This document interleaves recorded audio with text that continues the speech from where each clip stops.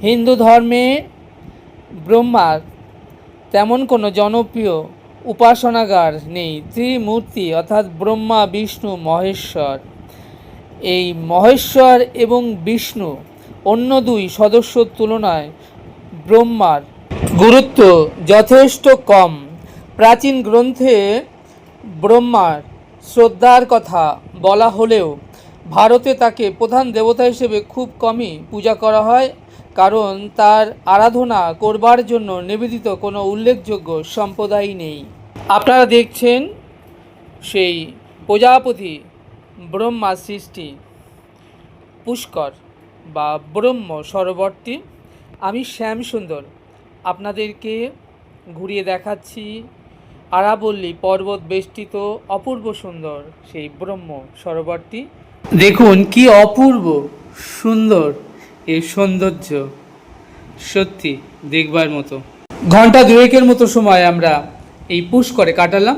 এরপর পুষ্করের site scene অর্থাৎ পুষ্করের মার্কেটটাও পায়ে পায়ে ঘুরে দেখলাম এবং ঘুরতে ঘুরতে একটা জামা কাপড়ের দোকানে এলাম, যেখানে রাজস্থানের ঐতিহ্য ঘাগরা এবং টুপি বিক্রি হচ্ছিল। সেখান থেকে কিছু ঘাগরা এবং টুপি কিনে নিলাম। রাজস্থান অর্থাৎ রাজার দেশ, সেই রাজস্থান বেড়াতে এসেছি। আর রাজস্থানের ঐতিহ্যই হলো রাজস্থানের পোশাক।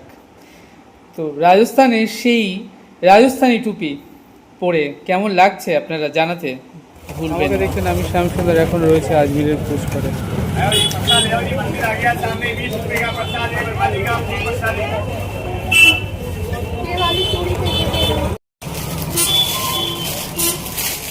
রাজস্থান কিন্তু বাহারি রাজস্থানি খাবারের জন্য বিখ্যাত।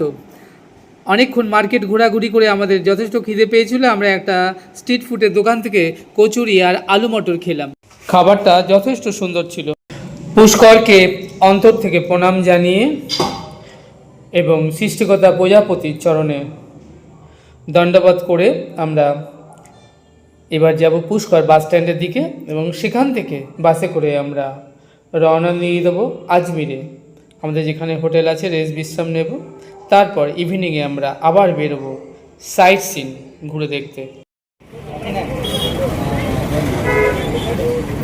এখন রয়েছি আজমিরে।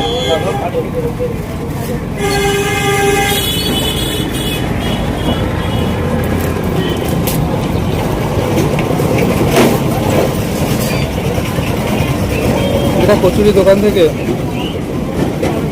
কচুরি খাচ্ছি।